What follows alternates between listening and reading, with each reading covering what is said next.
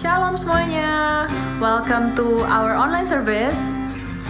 Seperti biasa minggu ini sebelum kita mendengarkan firman Tuhan yang luar biasa akan disampaikan, kita mau mempersiapkan hati kita, kita mau menyembah Tuhan kita, menyanyikan satu pujian. Yuk teman-teman. Kasih-Mu, karya-Mu nyata dalamku, Kau pegang hidupku dalam tangan-Mu,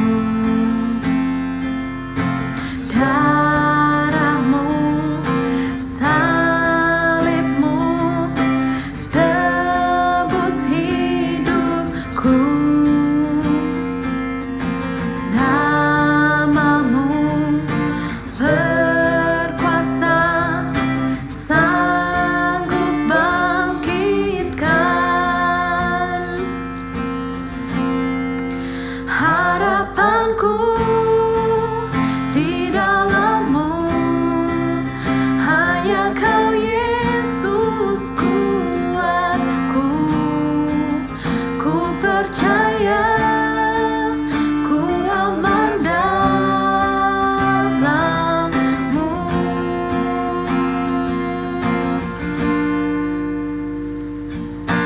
Kasih-Mu, karya-Mu nyata dalamku,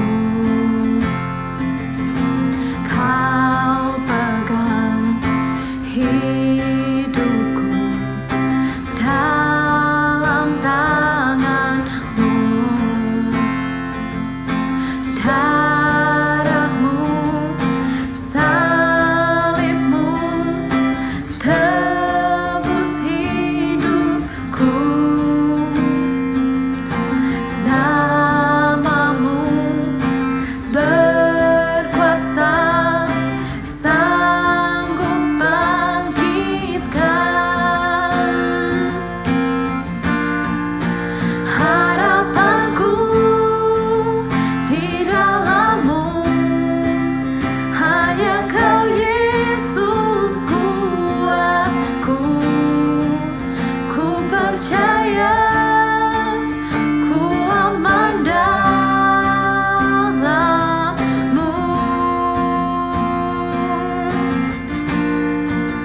Harapanku di dalam-Mu. Hanya Kau Yesus kuatku, ku percaya, ku aman dalam-Mu.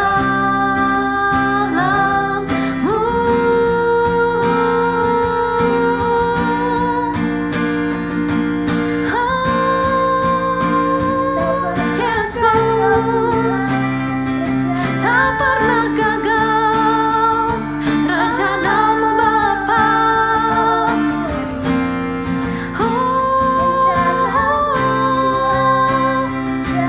Tak pernah gagal, tak pernah gagal rencana-Mu, damai jalanku, kuasa-Mu sempurna, pengharapanku takkan hilang, sebab masa depanku Kau sediakan. Tak pernah gagal rencana-Mu, terangi jalanku, kuasa-Mu sempurna, pengharapanku takkan hilang, sebab masa depanku dalam-Mu. Harapanku di dalam-Mu. Hanya Kau Yesus kuatku.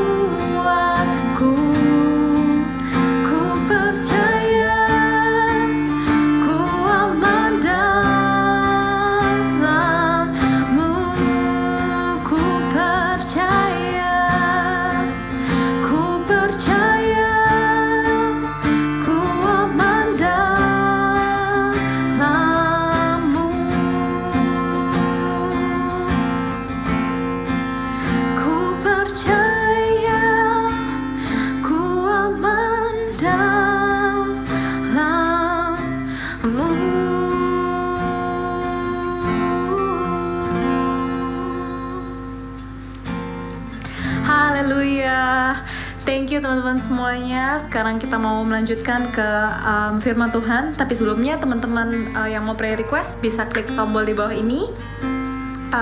Shalom, God bless you, and happy Sunday. See you.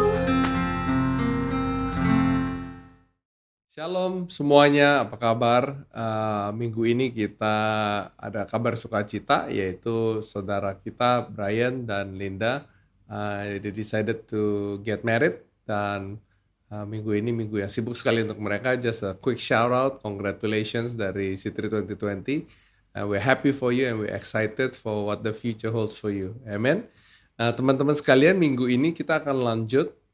Kalau ada teman-teman sempat mereview, sempat lihat di YouTube, channel YouTube dari Citri 2020, tanggal 8 November, yang berjudul Everyday Faith. Di situ kita bicara mengenai faith, faithfulness, dan faithful, right?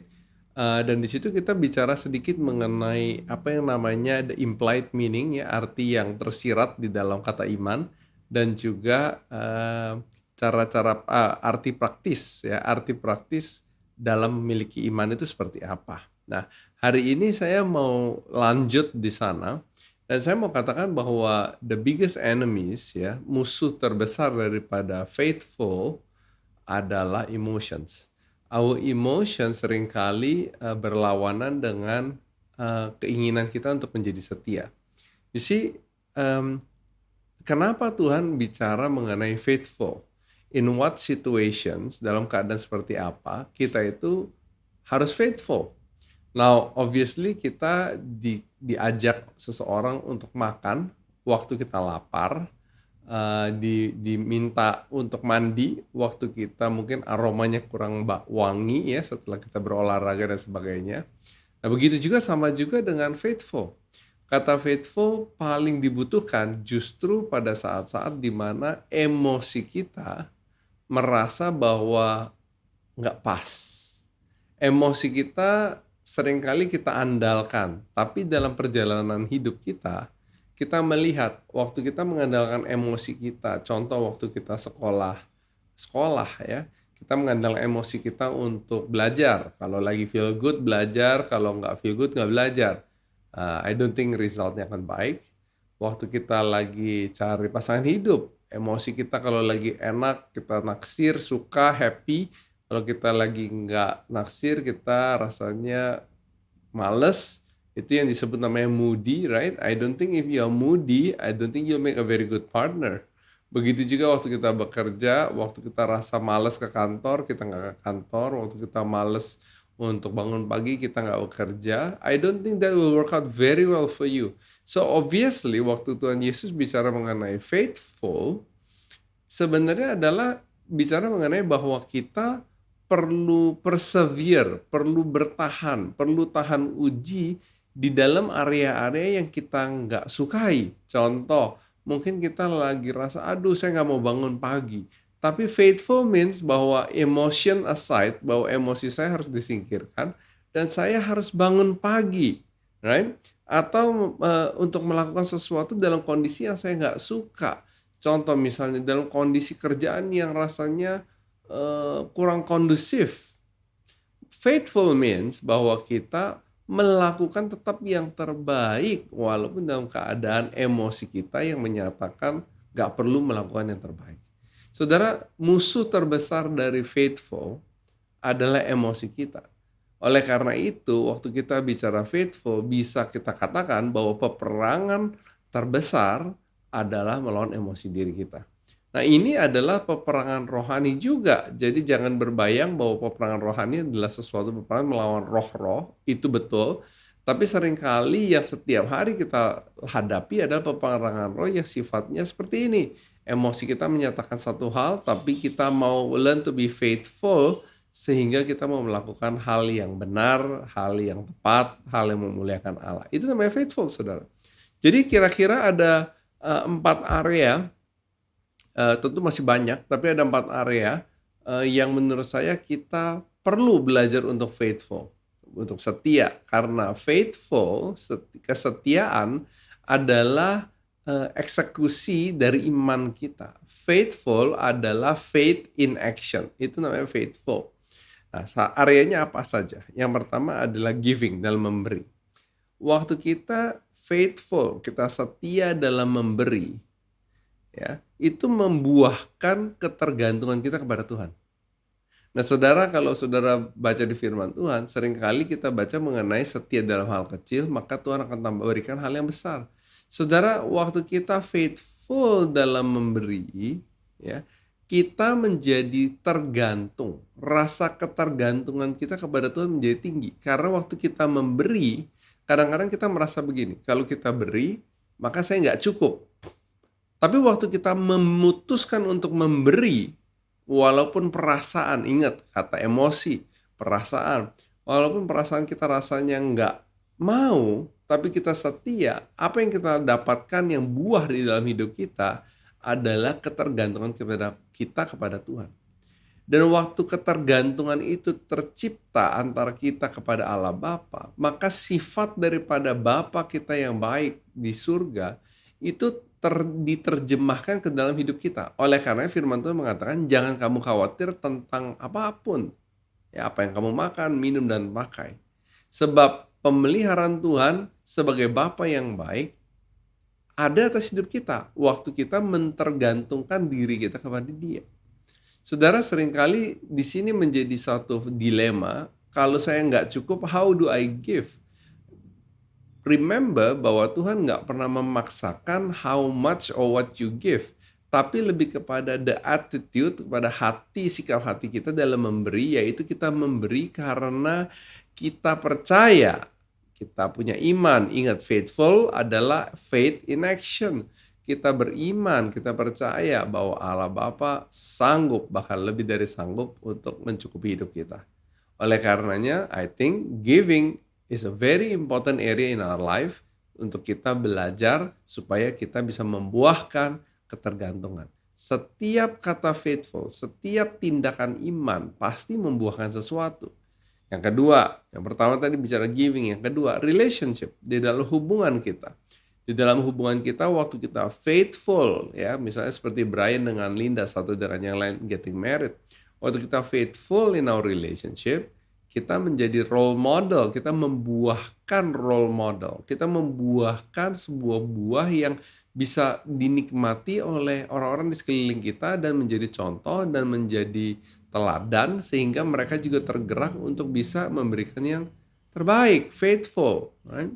Yang ketiga, marketplace. Dimanapun saudara ditempatkan Tuhan hari ini, apakah saudara di sekolah, di kuliahan, di pekerjaan, usaha, saudara, we need to be faithful. Karena saya percaya waktu kita faithful di dalam marketplace, kita akan bisa menghasilkan excellence, ya, dan promotion. Saya nggak percaya bahwa atasan saudara, saya nggak percaya bahwa business partner saudara, saya nggak percaya bahwa guru saudara, dosen saudara akan memberikan promotion kepada mereka yang nggak faithful. A lot of things are measured by faithful. Apakah saudara setia? Yang keempat, dalam pelayanan.